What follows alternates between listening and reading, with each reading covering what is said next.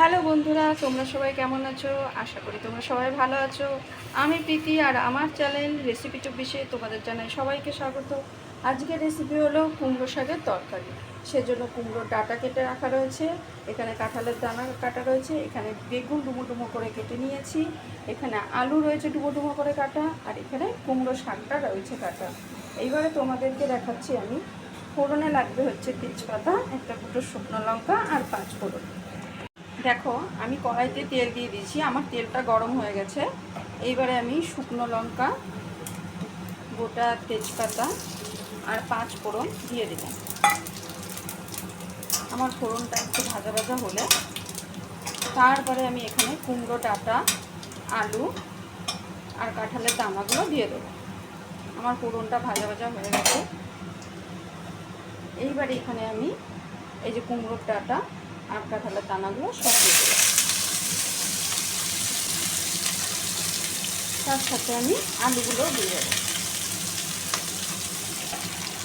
এবার এটাকে আমি ভালো করে নাড়া দিয়ে ঢাকা দিয়ে দেবো।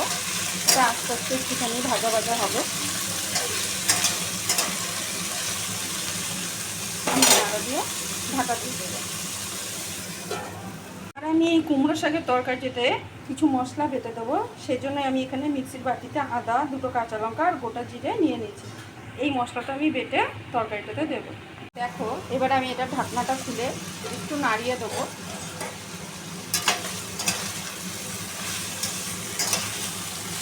এটা সেদ্ধ হওয়ার জন্য আমি একটু পরিমাণ মতো লবণ দিয়ে দিলাম, যাতে আলুটা আর ডাঁটাটা সেদ্ধ হয়ে যায়।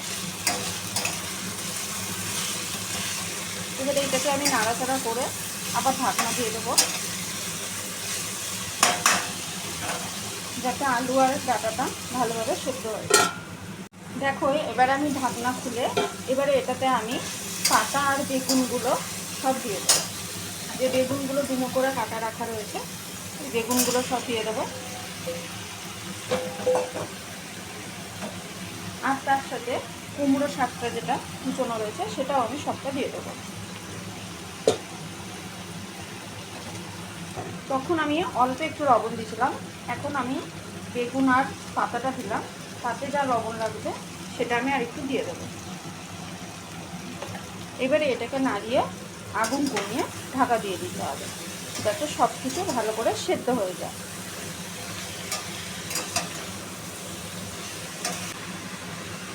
এবারে আমি ঢাকা দিয়ে দিলাম।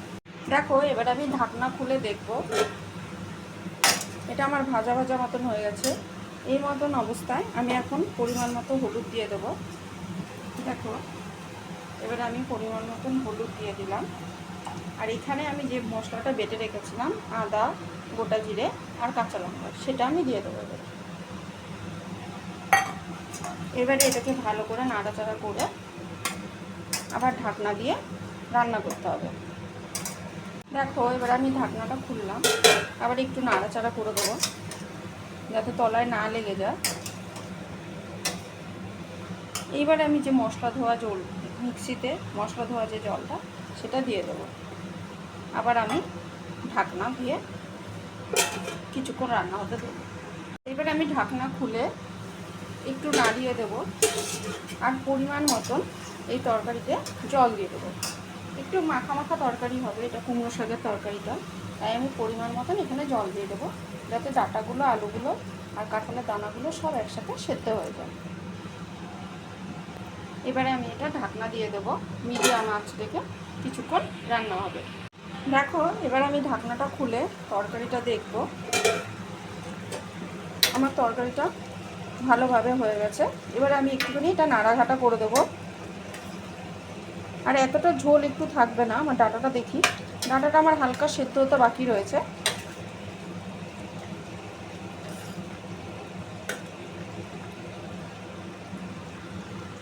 তোমরা এই সময় দেখে নেবে নুন ঝাল সব ঠিক আছে নাকি।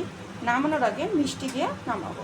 তো আমার ঝোলটা অনেকটাই টেনে গেছে আর আমার ডাঁটাগুলো সিদ্ধ হয়ে গেছে। এইবার আমি এখানে পরিমাণ মতন একটু চিনি দিয়ে দিলাম। কারণ নিরামিষ রান্নায় একটু মিষ্টি না হলে ভালো লাগে না, তাই একটুখানি চিনি দিয়ে দিলাম। এবারে এটাকে ভালো করে নাড়াঘাটা করে আমরা নামিয়ে নেব। এই দেখো বন্ধুরা, এটা হচ্ছে আমার কুমড়ো শাকের তরকারির ফাইনাল লুক। তোমাদের কীরকম লাগলো আজকের রেসিপি তোমরা সেটা আমাকে কমেন্টে জানিও। আর ভালো লাগলে আমাকে লাইক করে দিও আর আমার চ্যানেলটাকে সাবস্ক্রাইব করে আমার পাশে থেকো।